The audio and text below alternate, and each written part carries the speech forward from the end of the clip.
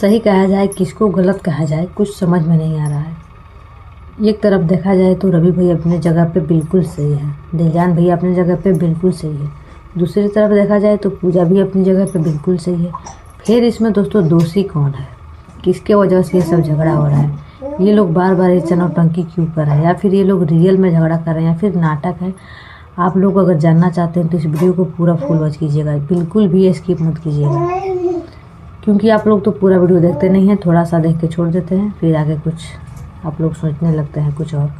तो हेलो दोस्तों, आप सभी का फिर से स्वागत है मेरे न्यू ब्लॉग में। कैसे हैं आप सभी लोग? उम्मीद करती हूँ कि आप लोग बहुत ही अच्छे होंगे और बिल्कुल स्वस्थ होंगे।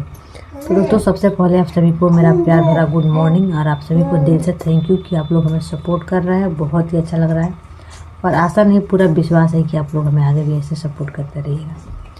तो दोस्तों आज हम फिर से बात करेंगे पूजा भाभी और रवि भैया के बारे में, यानी कि दिलजान भैया। तो दोस्तों इन लोगों का मैटर लगभग 1-1.5 महीना से लगातार चलते आ रहा है, और इन्हीं लोगों के साथ में मैटर शुरू हुआ था सूरज और प्रीति का, ठीक ना। तो दोस्तों सूरज और प्रीति का मैटर सॉल्व हो गया, वो लोग दोनों लोग मिल चुके हैं।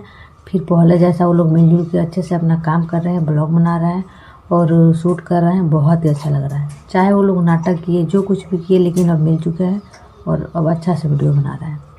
लेकिन दोस्तों इन लोगों का मैटर ख़त्म होने का नाम नहीं ले रहा है।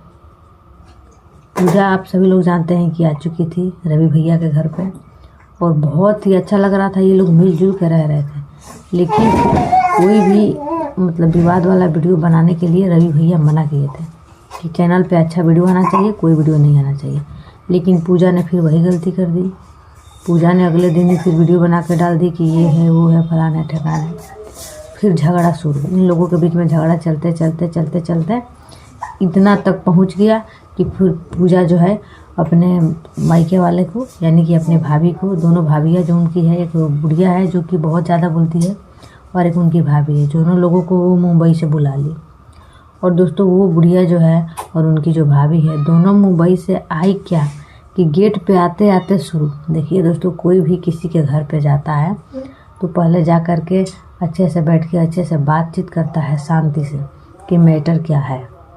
फिर रवि जब वहाँ पे सब कुछ कुबिल करके लाया था कि ऐसा कुछ नहीं होगा, तो फिर ये सब क्यों हो रहा है?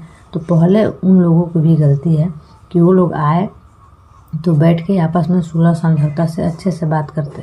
पहले ये सब बातें पूछना चाहिए कि आखिर जब रवि तू इतना सब कुछ कबूल करके लाया था कि ऐसा कुछ नहीं, सब क्यों हो रहा है, ठीक ना? या फिर मतलब रीज़न क्या है, तुम क्या चाहते हो? ये सब बैठ के आपस में बातें करते तो नहीं। वो बुढ़िया जो है आते आते अपना भाषण शुरू कर दी। और दोस्तों आप लोगों को पता है कि उनकी आवाज़ ऐसा है, मानते हैं कि उनका आवाज़ उसी टाइप का है, लेकिन उसका आवाज़ ऐसा है ना कि उस पर किसी को गुस्सा नहीं आना होगा तो भी गुस्सा आ जाएगा, और गुस्से में कोई कुछ भी बोल देगा, ठीक ना। और एक तो बुढ़िया आरोप लगा रही है रवि को, बार बार वो बोल रही है रवि भैया को कि उनकी जो मामा की लड़की गीता उनके घर पर रहती है, कि रवि जो है इसी के साथ में रहता है।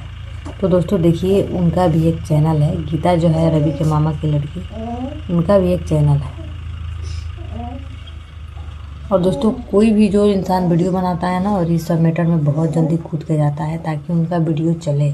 तो यहाँ पे गीता की मामा की जो लड़की है, रवि के मामा की जो लड़की है गीता, वो भी वीडियो बनाती है, उनका भी चैनल है। अपना वीडियो बनाने के लिए वहाँ पे रुकी है, ना कि उनके साथ में रहती है। तो देखिए यही सब गलत फहमियाँ की वजह से जो है आप लोगों के रिश्ते में दरार आ रहा है। तो हम पूजा से कहना चाहते हैं कि तू अपना मन से गलत फहमी को निकाल दे, और रवि को कहना चाहते हैं कि रवि भैया भी अपने मन से गलत फहमी निकाल दे।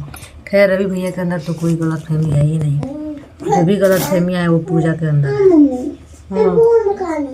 हम बोल कर दें पूजा, क्योंकि पूजा बार बार बोलती है कि रवि रात भर बाहर रहते हैं तो लड़की रखते हैं तो रसियन ढूंढते हैं, फलान ठेकान, ये जो भी बातें हैं पूजा के दिमाग में चलती है। और इस बात को पूजा भी जानती है कि वो अपने मायके में हमेशा ज़िंदगी भर नहीं रह सकती है। 10 दिन के लिए गई थी तो काम ढूंढ रही थी, तो ज़िंदगी भर वो लोग कैसे रख सकते हैं? फिर भी ये लोग आपस में पता नहीं है सब क्यों कर रहे हैं क्यों नहीं कर रहे हैं। लेकिन इसमें दोस्तों मेरे अनुसार इसमें रवि भैया की थोड़ा सा भी गलती नहीं है, जो भी गलती है वो पूजा की है मेरे अनुसार। बाकी आप लोग कमेंट कीजिएगा। और देखिए दोस्तों फिर कैसे पूजा घर से निकल गई, फिर से वो दोबारा तैयार हो गई मुंबई जाने के लिए। तो देखिए ये लोग मुंबई अब कब तक जाते हैं और कितने दिन तक मुंबई में पूजा रहती है। बाकी दोस्तों आप लोग कमेंट कीजिएगा कि आप लोगों को क्या लगता है, कौन सही है कौन गलत है। तो मिलते हैं नेक्स्ट व्लॉग में। इसी व्लॉग को करते हैं एंड, तब तक के लिए।